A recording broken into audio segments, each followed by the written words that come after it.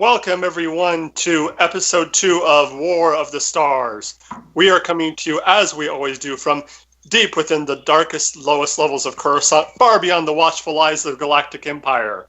We are joined today by, as always, my two other co-hosts, Brian Miller and Mario. Hey guys, what's going on?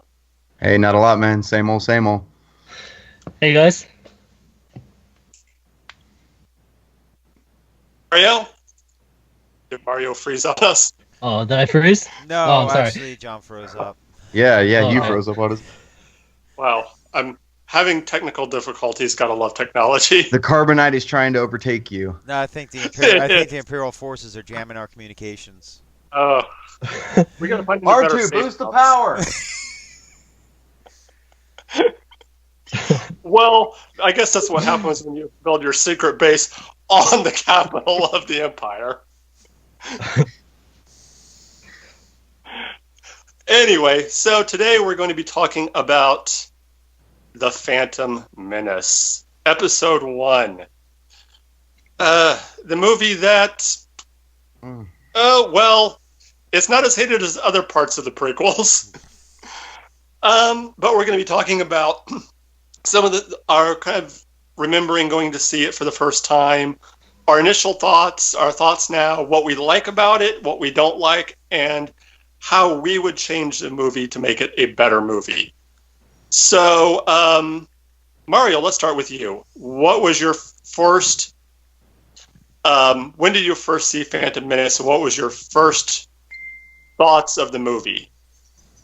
Well, when it came out in 1999, I was about 2 or 3. So if I did see it in the theaters, I don't remember much of it.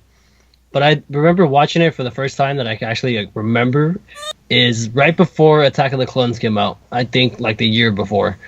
So, and you know, I was younger then, like I was in grade school, so I really remember it just being boring, like me not being interested in it. Like not even first half, like the whole 2/3 of the movie is just talking and talking, and it's just people talking about some stuff about trade routes and all this boring stuff. It didn't feel like Star Wars, you know. It didn't have that funness. None of the characters had that liveliness to them. You know, the characters were so one-dimensional, and especially all the politicians. I cared nothing about them. But then after we watch, you know, now it's not as bad as I remember it to be. It's still pretty boring. The characters are still pretty lifeless. I see what George is trying to do with the movie, but I think he really missed the mark with it. And I really think that the characters from episode 1 are probably like the weakest in all of the movies. They just have no development and no life in them. Yeah. Yeah. Let me quickly introduce also Christina to the show. I completely forgot. I am so sorry. It's all right. It happens. How's everyone doing?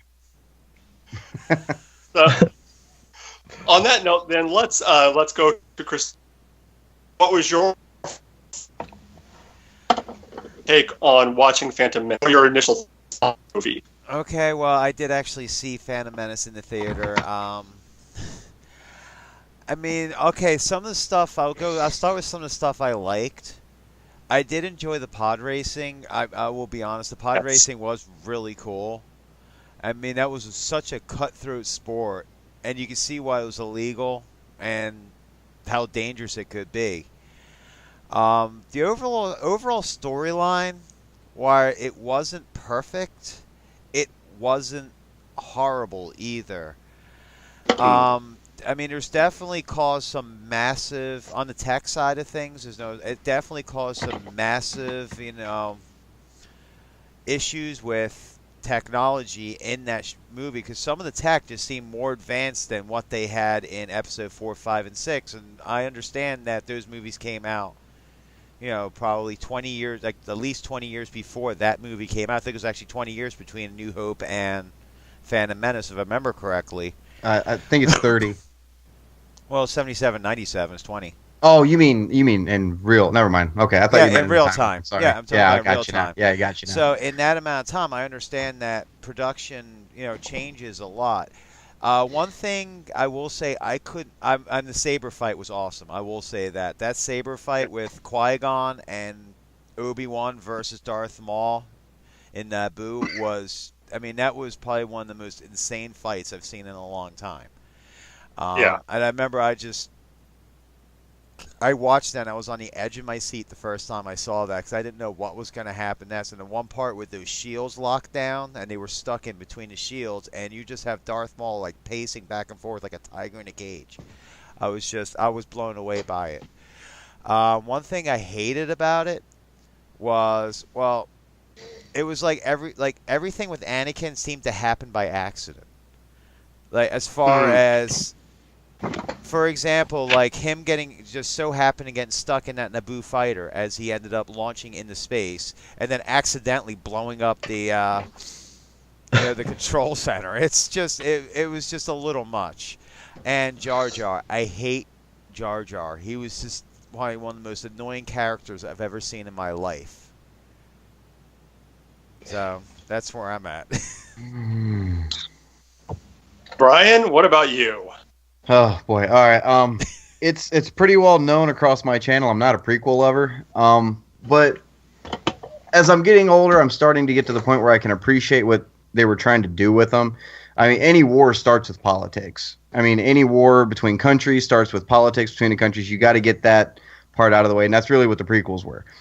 When episode 1 came out when I was 10 or 11, and I was so excited too because for the last 5 years before that, I had just seen the original 3, and then I start seeing this promotional stuff drop for episode 1, and I'm just like losing my mind. And then the trailer drops, and back then you didn't just get online and watch a movie trailer. You had to go to the theater to see the movie trailer. So my buddy asked me, "Hey, I don't remember what movie it was.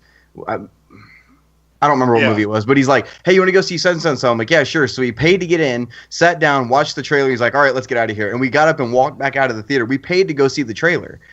And we were so excited for this movie. And I remember I didn't get to go opening night. My mom wouldn't take me opening night. And it was a couple weeks after the opening. And we finally get to go, and the place was still packed. And everybody was cheering, happy. As soon as that happens, everybody was excited. And then as the movie went on and we went further and further through it, you could literally feel, I remember this, you could literally feel the enthusiasm in the room going down just a little bit at a time the further the movie went on. And then when Darth Maul pops up and activates that double saber, like the anticipation went right back through the roof. And it's personally, I don't mind episode 1 as much as I do episode 2. I can't stand episode 2. But I mean, episode 1, I get what they were trying to do with it. Like Christina said, Jar Jar, man, that was the biggest kick in the teeth Star Wars has given us. And it's just, I don't know, man. It's just, there's a lot of things I would have done different in that movie. Yeah. My history with episode 1 is, like you, I remember going to see a movie and hearing about having, but I don't remember what movie it was, but I did not remember that there was going to be the trailer for episode 1. And I remember the minute Lucasfilms Limited came up, I was just like, what? And then it was the first time I've been to a movie with a trailer that the audience applauded at the end of the trailer. It was just, everyone was just so excited. And I remember at the time I was working at a retail store in Champaign near where I live. And I was working overnights. And I got off at like 7 o'clock in the morning, went across the street, and they were doing a big promotion. Radio station was doing a big promotional, and I won tickets to go see episode 1. So my first time seeing it, I didn't have to pay for it. And I remember just going in and just being so, I was on a Star Wars high, so I was probably overlooking every one of the flaws in the movie. And like you, I think I've gone through that period of thinking, not really caring for it, to now kind of appreciating it. And while we're talking about it, let's deal with the Jar Jar in the room. Let's deal with the Gungan in the room. I was listening to another podcast that was talking about Jar Jar, and one of the problems is when people talk about changing the prequels. One of the first things they always say is get rid of Jar Jar, get rid of Jar Jar. The problem is, though, is as much as I don't like Jar Jar either, he is an integral part of the story. You take Jar Jar out, and you change the entire... Because it was Jar Jar was the one... If Jar Jar had not gotten in that altercation in that shop and tried to take that food, they would never have met Anakin, and that whole thing would have never happened. It was that altercation that led Qui-Gon and Padme to meet Anakin in his shop and to lead them back in. What I would do is... I think one of the problems with Jar Jar is just he was too over the top. I see what they were trying to do with him, but he was just so over the top. And you also have, not only do you have Jar Jar in that movie, you have C-3PO. So you have double comic relief. You don't need that.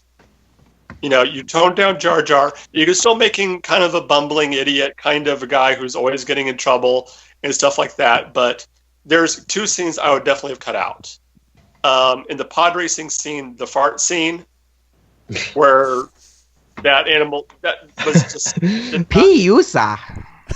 Yeah, did not need to get there. But tone down Jar Jar, make him a little bit less annoying, and I don't think you have a horrible character there. I see what they were trying to do with them, and that would be one of my first changes was tone down Jar Jar. I mean, also, you said that, and I agree with that, because if it wasn't for Jar Jar, they would never have been able to raise the Gungan army to be able to defeat the Trade Federation at the end on the ground. Yeah.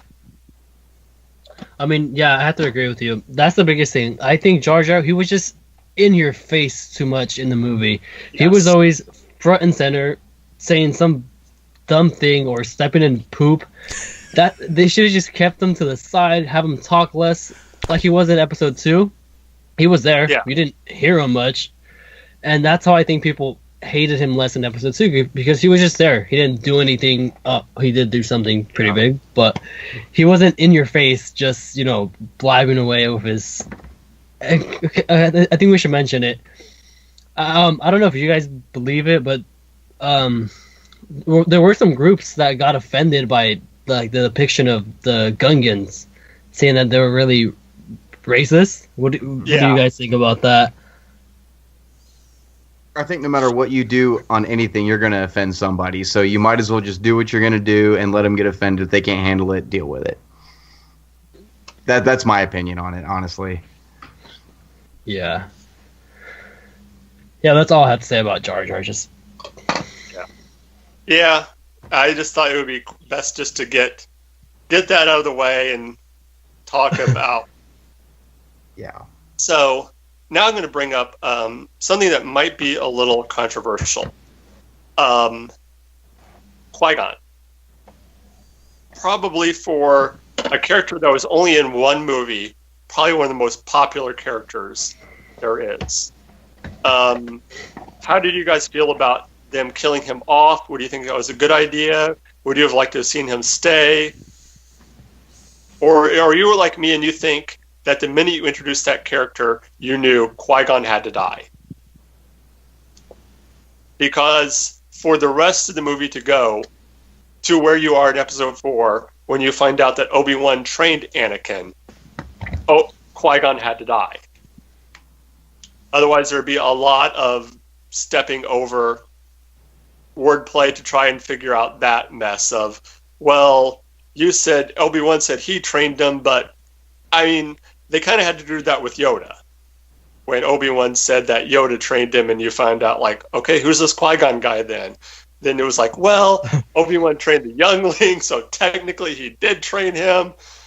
So, I mean, that was my thing is, I mean, it would almost have been better if you didn't have that character in there to begin with. As much as I hate to say that, because when you have a character like that that's becomes so popular, you risk that type of backlash when you kill him off.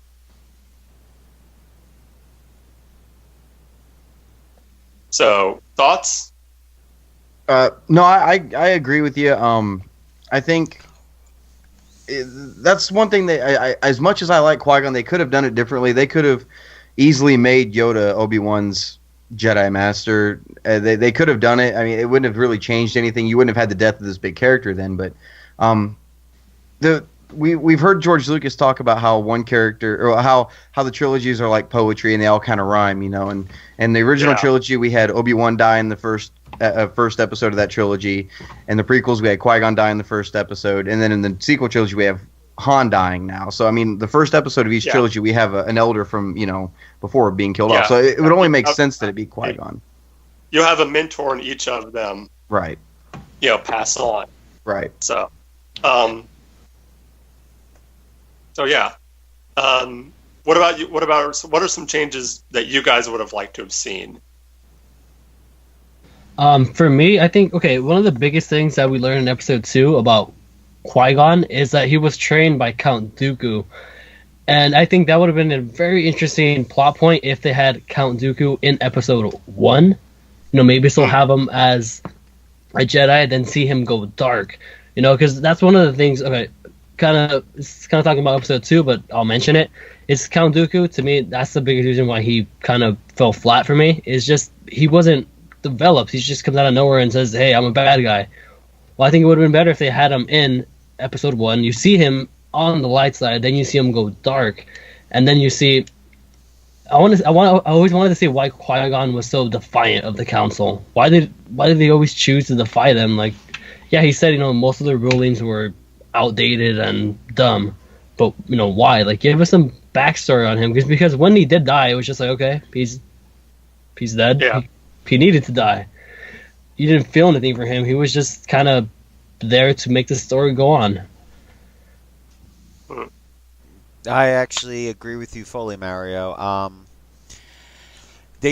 really would have liked to seen some character development for Count Dooku, and I would also like to have seen a little bit of more character development towards Qui-Gon as well. I think both of those intertwined together would have made the first prequel actually a lot better, because you would have understood a little bit more about Qui-Gon and once again why he was so defiant, and just to that aspect of it. And so, yeah, I agree fully. Yeah. One of the changes I would have made, I wouldn't have made Anakin as young as he was. And for episode 1, I would have almost made Anakin the age he was in episode 2, to be honest. I mean, at least a little closer to it. I don't think we needed to see the whole backstory of where he came from. I get that it's, again, the symmetry between that and Luke on Tatooine. I get that, but we didn't need Anakin that young. I really don't think we did. Or at least if you're going to have him that young, make Padme at least let us. Yeah. Yeah, that was kind of statutory there. I know the movies, technically Anakin was supposed to be 10, and Padme was supposed to be 14. 9 and 14, yeah. Yeah. So I know that, you know, in that sense, there's not that big of an age gap, but you can at least make her look younger. And I know she was supposed to be mature for her age, you know, whatever, something like that. But you cast a different actor to play Anakin from episode 1 to episode 2. You can cast a different actress to play Padme from episode 1 to episode 2. And still have Natalie Portman play the role in the rest of the movies. Mm-hmm. You know, so you can make that so it's not as weird and creepy that, suddenly, you know, Anakin has changed so much in 10 years, but Padme still looks the same. Yeah. Yeah. Which almost would be a continuity error if you think about it. Yeah. So what about the one of the biggest issues that George has always come across is the dialogue. Yeah. Do you think that's something that, I mean, is that just a George thing, and that's just something we have to get past, that every Star Wars movie is going to have horrible dialogue in it, and we should just be like, you know what? Let's just move past it. That's just George. I just think that the dialogue is too over the top. Compared to the original trilogy, you could tell that they talk more genuine. The words they say, it sounds like something we would say, actual people would say. To me, in the prequels, they're talking almost like Shakespeare. They're just like, it just sounds so off. Like, I get, they're the Naboo council people. They're of higher class, so they would speak in a more like high level dialect. But then when you compare it to the Gungans and how they talk, it's just like what are you trying to say here? Like, just have them speak one way, or don't make the dialogue so boring too. All the dialogue, it just seems. Yeah.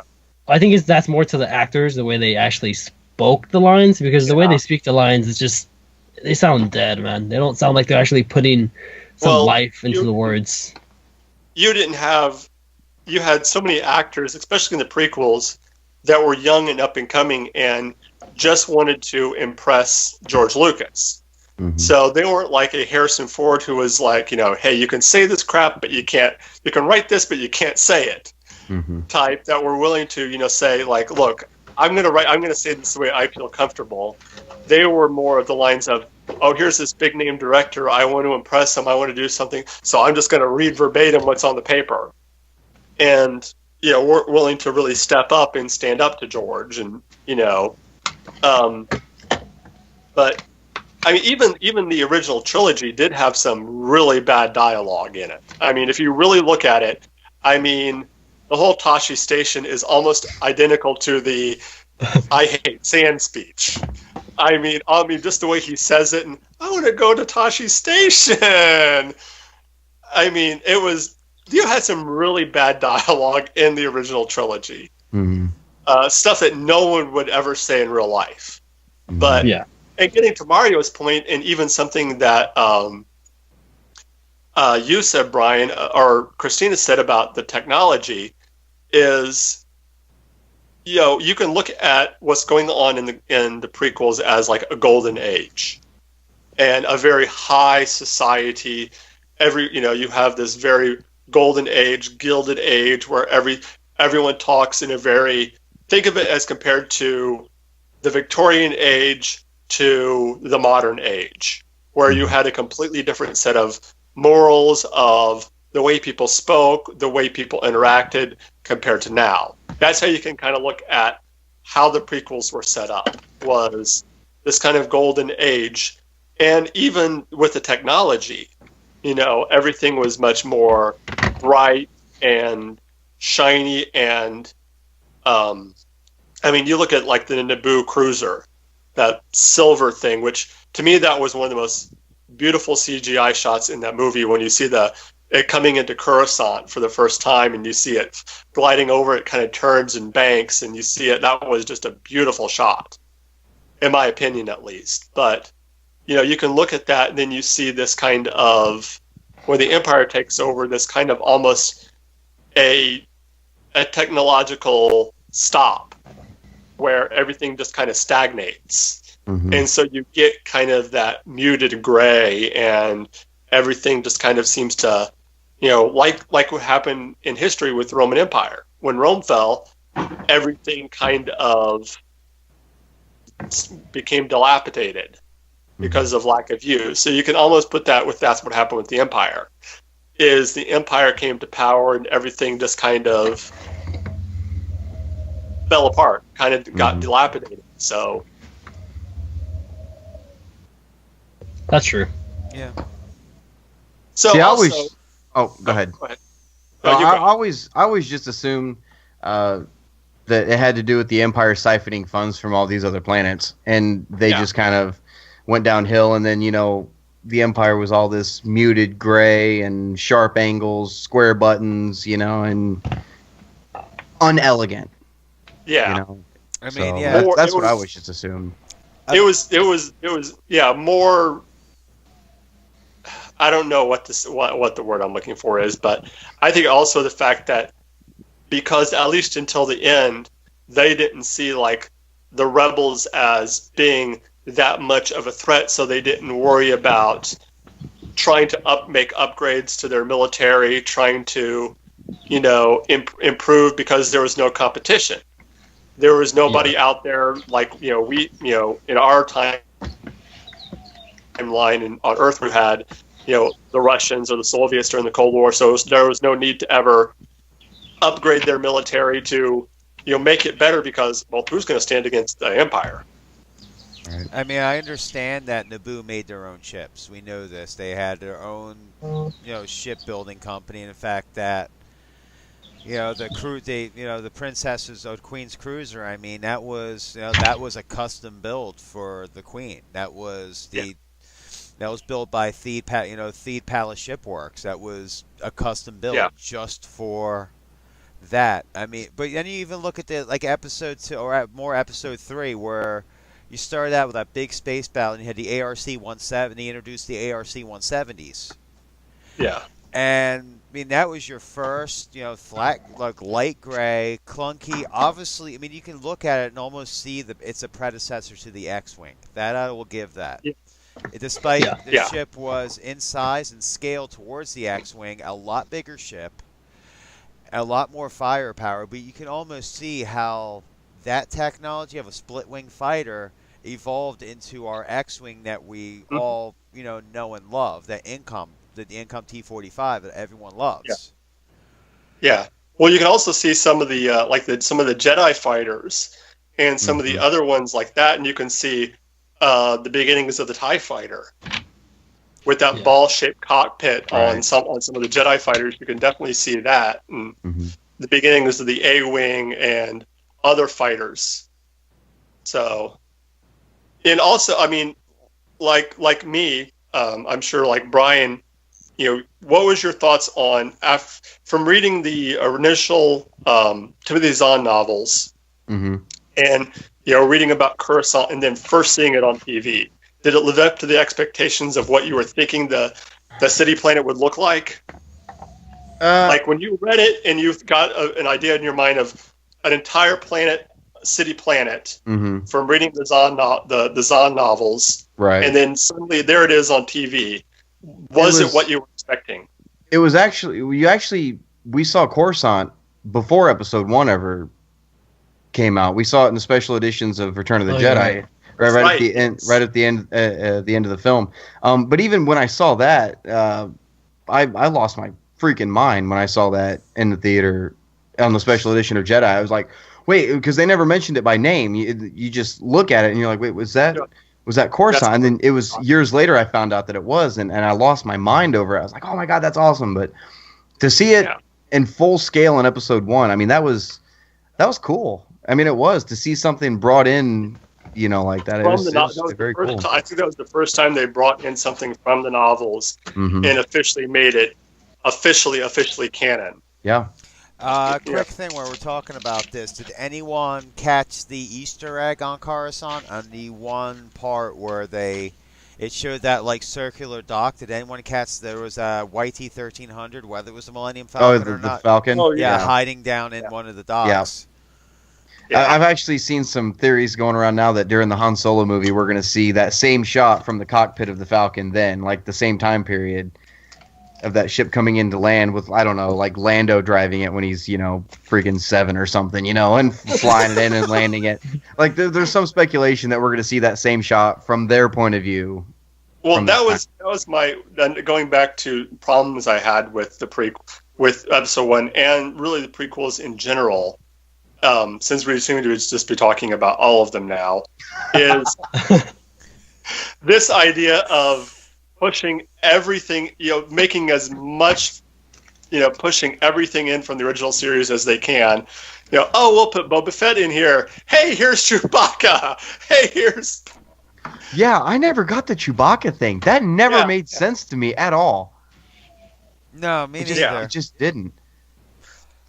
I mean, I can't remember what it was, but someone made a joke about that whole scene where he's like, I will miss you, Chewbacca. And then he goes on to say, and I will miss you too, baby Millennium Falcon and baby Han Solo. That's one of those things where George Lucas was just trying entirely too hard. You know, I mean, when he started doing the prequels, he surrounded himself with yes men. There was nobody there to really body check him, you know, and to to keep him on the right track, you know. And it got to the point where he was like, "We're doing this, we're doing this," and they were like, "Okay, yeah, no problem," you know. And yes, absolutely, like you were saying earlier, a big name director, you just want to do whatever you can to satisfy him. That's fine, you know. Yeah, and it's just that's where a lot of the problems came from. Oh yeah, yeah. And I mean, you'd already had by this point, I think as far as fans go, you've already had by this point the special editions had already come out, and George had been kind of knocked off his pedestal as being the guy who could do no wrong. You know, you came out, and I was even noticing. I was watching the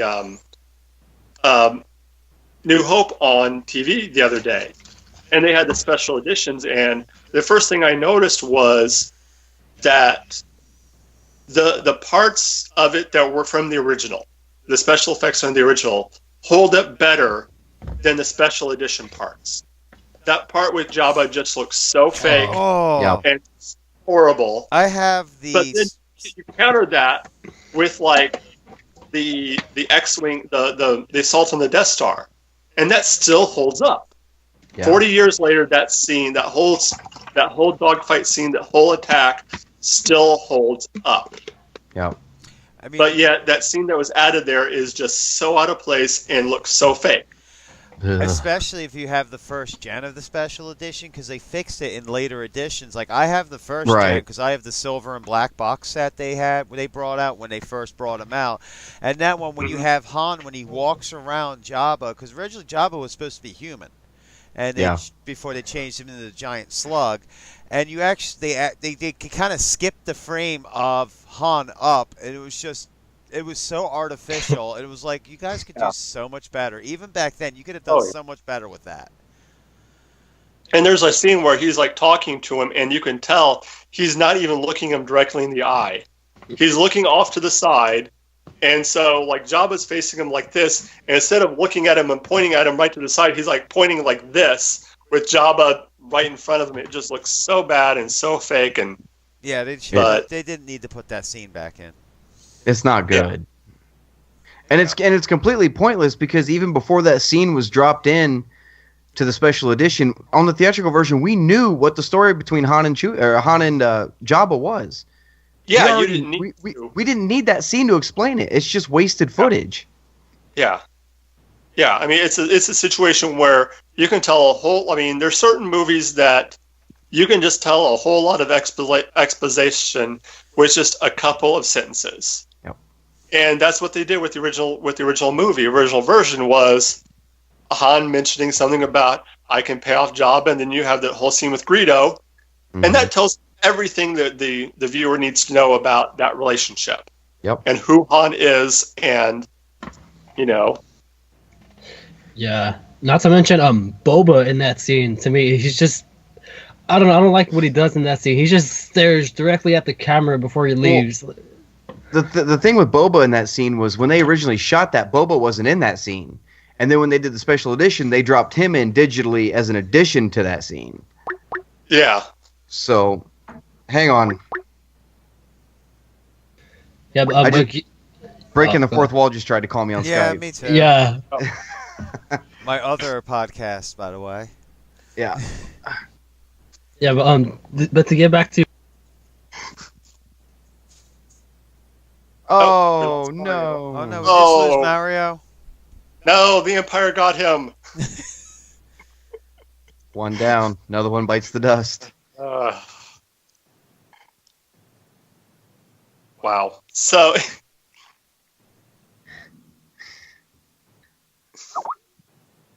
Anyway. Yeah. But yeah, I mean, I think overall, like I said, I don't think Episode 1 was the worst of the prequels by far. I mean, I think most people would say episode 2 was by far the worst. Yeah. But episode 1, I mean, it did have, it was a slower paced movie. Welcome back. Yeah, sorry. I accidentally accepted the call. I thought that's what happened. But Anyways. we were just talking about how I think we all agree that episode 1 wasn't the worst of the prequels. Yeah. And while it was a slow movie, it did have some amazing cinematography, amazing shots. Cinematography. Cinematography. Yeah. And like Christina said, I thought the pod race was really cool, was really amazing. One of the best lightsaber fights with Maul and Qui-Gon and Obi-Wan. And from just a technological standpoint, as far as the movie goes, there was so much that we see the effects today. I mean, they were one of the first movies to really put it in digital.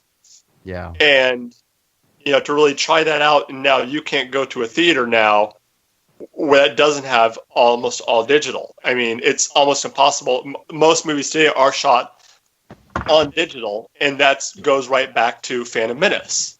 As much as people hate the character, I think Ahmed Best needs to get a lot more respect as far as being the first guy to really do the motion capture.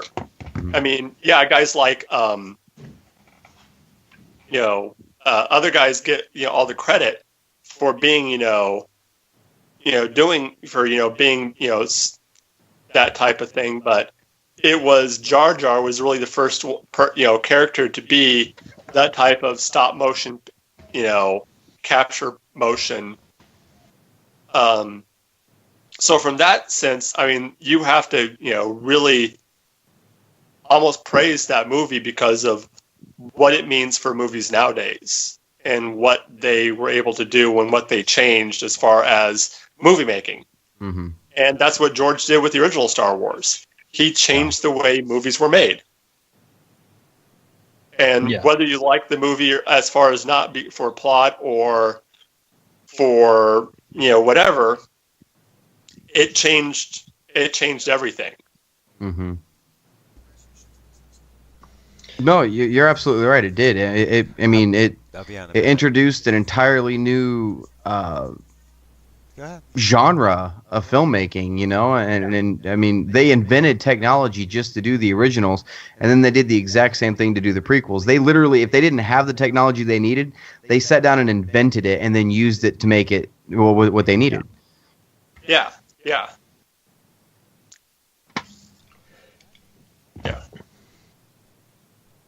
Oh, I think we lost Christina's mic. I got it. Is that better? There we go. All right. Yeah. There we go. I'm sorry. I had my roommate come in and everything. If I'm also correct, I believe that Phantom Menace was the first movie they used THX on and used that THX audio setup. I think you're right. Or was that? Did they use it on the special edition? They did use it on the special edition first. Actually, I think they used it on the original ones. Now I'm thinking about it. Did they? Yeah, they did. Because I remember I had I never mind. Because I just remembered how I used to have the VHS, which said THX on them. I just remember that. Yeah. So never mind. Yeah. I made a mistake. It happens to the best of us. Yeah, but to go to another point about what I could have fixed about episode 1, I think I would have added a lot of more screen time to Darth Maul, because he was one of the characters who was he looked badass. Yeah, his lightsaber scene was amazing, but he didn't do much. He had 2 lines in the movie, 2 or 3. Yeah, but my thing is this though. My question is this: if you give him a bunch of dialogue and you give him a lot more screen time, do you risk taking what? Because that was part of what was so cool about Darth Maul was he just sat there in the background and just kind of looked menacing and didn't say much. Mm-hmm. But yet you knew the minute you saw him on screen, you knew this was a guy you did not want to mess with. This was a guy that you need to take seriously. You know, a man of few words who just kind of, you know, stood there but you knew that. So that's my thing is that if you give him more to do you risk taking away that aura from the character? Well, if you look at Clone Wars, because he came back in Clone Wars, if you look at Clone Wars and you look at Rebels and the comic books that we have about Darth Maul now, I mean, if anything, I think it added to the mythos of that character quite a bit, and it really developed him in a way that, I mean, he was such a complex character too, and what he went through between, you know, his comic before Episode 1 all the way through Rebels. I mean, he went through hell and back. Just, I mean, it's insane, you know, and it gave me a newfound respect for the character, and it almost, because of that, it almost feels, personally, it almost feels jarring now that he doesn't say so much in Episode 1. Yeah, that's true. I also would have liked to have go into more of just how intelligent Maul was. Mm-hmm. I mean, that was one of the things that in like Rebels and Clone Wars and the comics that they really hint at is just how smart and intelligent he wasn't. I mean, the prequel, you know, Episode 1 makes him out to be just almost this, you know, monster who just, you know, doesn't think, just goes out and attacks and kills and murders. But he was almost a Sith. He was someone who studied every aspect of what it meant to be a Sith, and, you know, was more of a scholar. I mean, really almost more of a warrior scholar than anything. Mm-hmm. You know, as far as the way he approached battle and, you know, things like that. But that would have been more interesting just to see that side of him, the intellectual side, the hunter, you know, how he was able to track, you know, really how he was able to track them down and find out where they were and everything like that. But I kind of agree now thinking about it. I would like to have seen a little bit more Maul. Mm-hmm. Yeah, but another the big thing is, I don't think they should have killed him, or killed him. Yeah. Because judging, now we know, you know, he's developed more because of the, you know, the comics and the TV shows. But when the movie came out, that was it for him. He was dead. I think that was one of the biggest problems of all the prequel movies, is that they never had a clear-cut villain besides Palpatine. They always had, so Episode 1 it was Maul, Episode 2 was, I would say, Dooku, and then Episode 3 was Grievous. They never had like a straight, this is your bad guy, this is who we had to stop. It was always changing. Mm-hmm. So what do you guys think? You guys think it was a good idea to kill him off? Or you guys think it's good by the way we have it now? Seeing how we have him. I think it's one of those things you almost had to. I mean, because there had to be that ending to that movie after Qui-Gon died. You know, you almost had to have that definitive ending to that character, you know, but I can see where you're coming from. Is there is no, you know, I mean, there is, but there isn't. You know, I mean, I knew the minute they mentioned the name of the Chancellor was Palpatine, I'm like, okay, I know where he is. Right. I know where this is going. But, you know, it was... I mean, they almost created Maul in that, as far as that movie, as almost a throwaway villain. Mm-hmm. I mean, yeah, it turned out to be more, but that's basically what he was he was the throwaway villain. He was the one that, you know, oh, okay, this is the guy that you gotta beat. If you think about like a video game, you know, it's like you got all these smaller bosses until you get to the big boss. Mm-hmm. You know, and that's what like Maul and Dooku were. They were like the smaller bosses before you got to the big boss. Well, see, they kind of wrote Maul as the stepping stone for Obi-Wan to get from Padawan to Master status. I mean, because, literally killed Qui-Gon, and then Obi-Wan took down a Sith. A Padawan took down a Sith Lord, you know? Yeah. And then once Maul's purpose was fulfilled, they axed him off. Yeah. There was. I mean, it's back then. I guess the only thing I can think of is Lucas just assumed there was nothing else left for that character to do. Yeah. Well, if you remember in episode 1, he really even wasn't portrayed as a lord. He was still. He was an apprentice. Yeah, he was an apprentice under Palpatine. So was Vader, Yeah. but he was the Dark Lord of the Sith.